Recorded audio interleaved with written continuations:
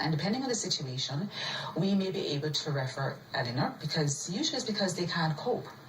And so we are able to help the senior at home, but that person who is calling is usually a caregiver, could be a child, could be a spouse. And depending on their situation and their cry for help, we may be able to call in Eleanor because they're having some coping issues. Right. So, and Eleanor, the caregiver, takes on so much. There's a lot of changes that go on.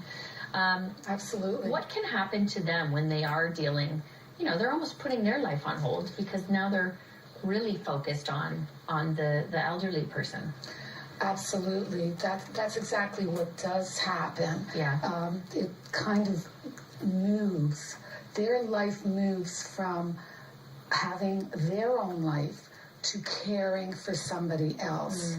And coping can become very difficult because what often happens is they become overwhelmed. There is just so much.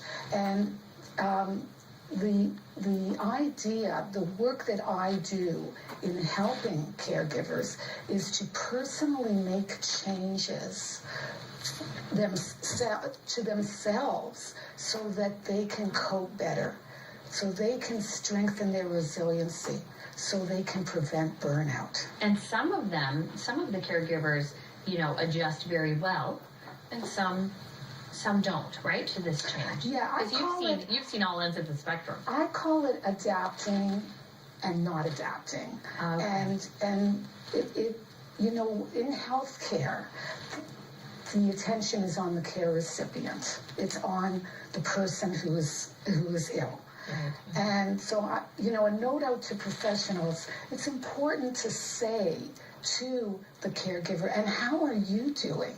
Yeah. Right. That is really, really important. I've heard family caregivers actually say to me, they would really appreciate that. Just a note of recognition of how they are doing. I think that would help them to cope. But they themselves, because the attention is on the care recipient, they need to be more self-aware.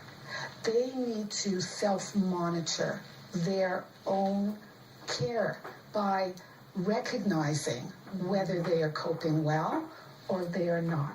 Now, because of time limitation, we can narrow it down to, are they in denial? Or are they facing reality? And so denial is kind of, in some ways it can be a natural reaction because it's hard to face. But the sooner they face reality, they're going to cope better. Okay. They're going to seek resources. They're going to prioritize so they're not overwhelmed.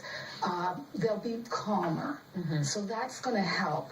Denial versus facing reality is adapting, not adapting, or not adapting, adapting. Well, I can see how you work so well with Eleanor because, once you have someone like her to help guide you a little bit, I'm a navigator. I am a guide. You I'm are. a guide, a navigator, and a coach. That's a right. Self-development coach for caregivers. It takes a little bit of the stress level down probably when they hear somebody say the things that they're going through, and that, every journey is different when dealing with this. Yes. Obviously, not everybody can work with you, Eleanor, one-on-one. I mean, they can, but if not, you have a great guide that is really like a self-help while you're dealing with an elderly person, right? Yes, exactly. Yeah. This is book, keeping it all together. Keeping it together. Keeping it together. Yes. This book is a guide for caregivers, actually, on coping, so they don't lose their sanity.